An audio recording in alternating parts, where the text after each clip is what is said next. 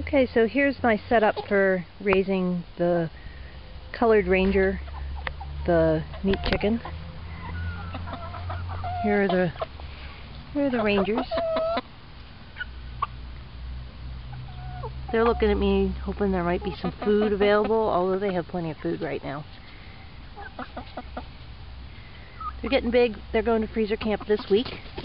They are a little less than 10 weeks old. They'll be 10 weeks old tomorrow. So here's how big they are. And this is standard 2x3 welded wire fence. So let's just show you what the setup is here. They have a little bird bath style waterer that catches rainwater, so when it's raining we don't have to water them as much. And I have an A-frame chicken tractor. It's a 4x6, and people originally encouraged me that maybe I should just raise them in the tractor and move it frequently, but I really felt that wasn't enough space, and so I gave them this run that's constructed out of a 50-foot, 3-foot high welded wire fence, and this seems to really work pretty well. I move it, it takes about 2 hours to move, so we've been moving it around once a week. And then on top, for some hawk protection, as we do have hawks, we're right next to a cliff in the park. We have the deer netting. So, and we just have that clipped on there with binder clips. So when we move it, we have to move the netting too. And then here's the tractor. And in the tractor is where I keep the food so that it's out of the rain if it rains, and some water so that whenever they get up first thing in the morning they have water. I usually put them in at night. I put the regular door on the tractor for some additional predator protection.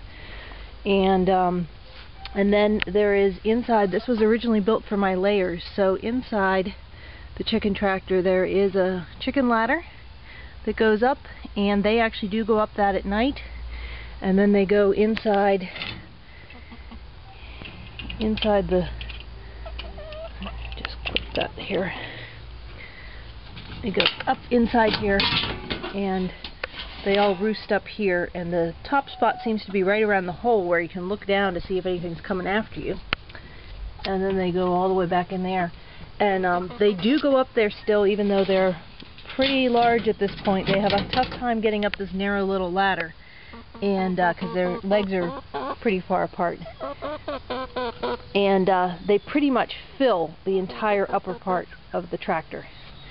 So here's how I take stuff over to them. They're actually over my neighbor's yard, but a similar setup would apply if you were doing it somewhere else. I have a little thing of scratch, and they know it. They're looking to see what might be coming out. Sorry guys. And then I have some hay. I put hay in the bottom of the tractor after they've trampled down the vegetation that's there, to keep it from becoming just a slick mess of poo. And some pine shavings also in here, and I put the pine shavings in the top of the tractor along with some diatomaceous earth, or stall dry.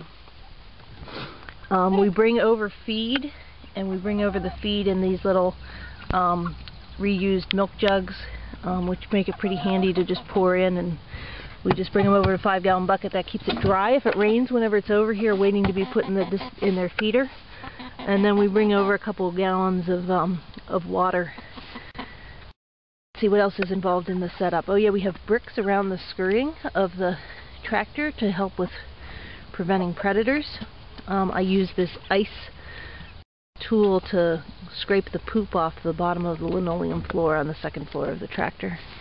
And we had a little problem with something was digging under the welded wire fence, so we brought this chicken wire over as reinforcement and kind of tucked it in to make a little temporary toe, but nothing has happened since then, so I've left that off. And that's the story of raising the colored rangers here in Vermont, and they're going to freezer camp on Thursday, so I'll give you a report on how they do.